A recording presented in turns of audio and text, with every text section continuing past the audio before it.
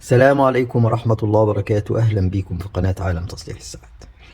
النهاردة يا جماعة هنتكلم حاجة مهمة اتكلم عنها كتير جدا، بس هي فعلا بتنفعنا جدا. يعني مثلا أنا جيت لقيت البنسة بتاعت المكتب دي اللي بنحطها على المكتب، لقيتها اتكسرت.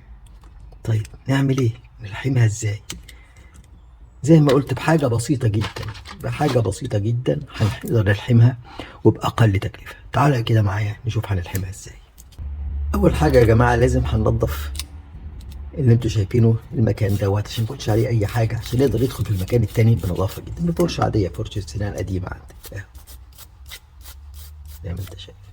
الحاجه التانيه هنستخدم حاجتين: الامير او السوبر جلو او اللي انتوا شايفينه ده، وبيكربونات الصوديوم اللي هي البيكنج باودر، او ما لقيتش بيكربونات الصوديوم بيكنج باودر اللي هي بنطبخ بيها في البيت عندنا للطبيخ والعجين والحاجات دي.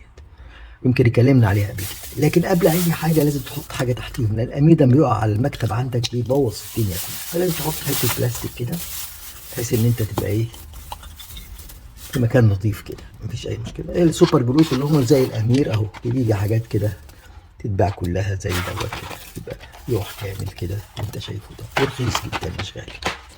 طيب هنعمل ايه بالظبط؟ او هنيجي بكل بساطه، بكل بساطه هنيجي نفتح السوبر جلو.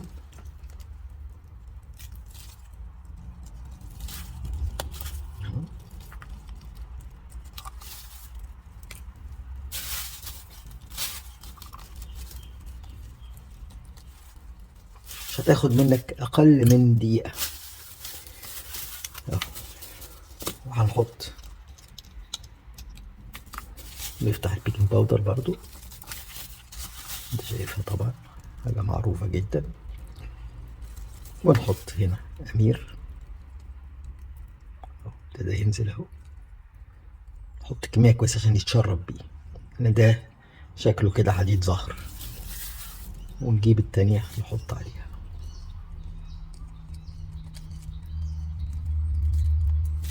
شوف بتدلدق ازاي بقى، لما ده بيبوظ اي حاجة تحتها، فلازم تحط حتة البلاستيكة دي، كيس نايلون قديم بس. ونجيب شوية بيكنج باودر اهو، نحطها هنا. شوية بيكنج باودر نحطها هنا بكل بساطة وبسرعة جدا، بسرعة جدا. نقوم حاطين دي على دي كده اهو، نمسكها شوية كده لغاية لما تكمل، تضغط عليها، امسكها كده دقيقة دقيقتين، امسك خلاص كده تلاقيها مسكت اهي. بنعمل ايه بعديها؟ بنحط امير تاني اهو هنا، بنحط امير هنا، نحط امير هنا او اللي هو سوبر جلو ده، ونيجي نحط بيكنج باودر نرشها عليها. رش كتير مش مشكلة عشان تمسك جامد وتعمل طبقة جامدة اهو. ورش هنا تاني يا جماعة، ده بيمسك الحديد، الحديد اهو.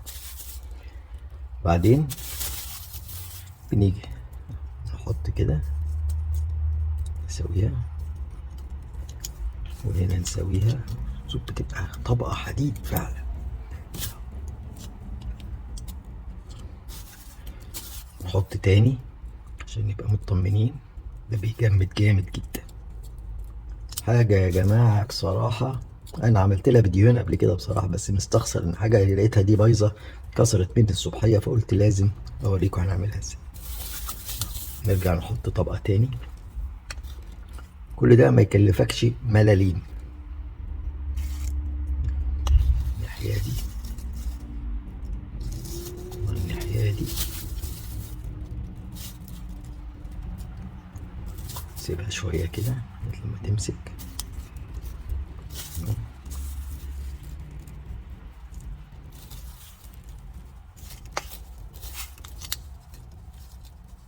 دي بقى مش هتستنى، يعني انت خلاص في ساعتها هتستخدمها، مفيش اي مشكلة، في ساعتها هتستخدمها. دايما تاخد بالك الامير ما ينزلش على اي حاجة عشان ما يجيش ينزل على دي يقوم قافلها اهو. خلاص بقت حديد اهو بصوا يا جماعه هنضرب عليه ازاي بالشاكوش. بنضرب يعني. يا جماعه بعد ما اتلحمت زي ما انت شايف، يعني حاجه جامده جدا. بقت حديد حديد حديد حديد حديد حديد حديد خالص. نحطها في مكانها اللي احنا عايزين نحطه اهو زي ما انت شايف كده. نقفل عليها جامد، نقفل عليها جامد وخلاص. نشتغل بيها، نفتحها بقى، بس اشتغلت عادي خالص مفيش اي مشكلة. عايز تحط اي حاجة عليها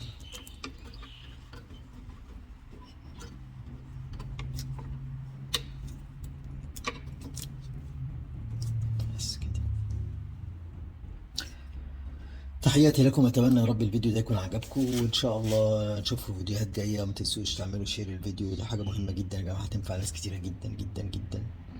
وطبعا في الاخر برضو انا حبيت اقول حاجه، الحته ديت اللي انتوا شايفينها دي ممكن قوي قوي نعملها، نخليها نسويها بال آه، نسويها بالمبرد او بالروتري. ماشي. تحياتي لكم، وأتمنى لكم يا رب كل خير، وأتمنى يكون فيديو عجبكم، وأتمنى إن شاء الله تشاركوا القناة والقناة تنتشر.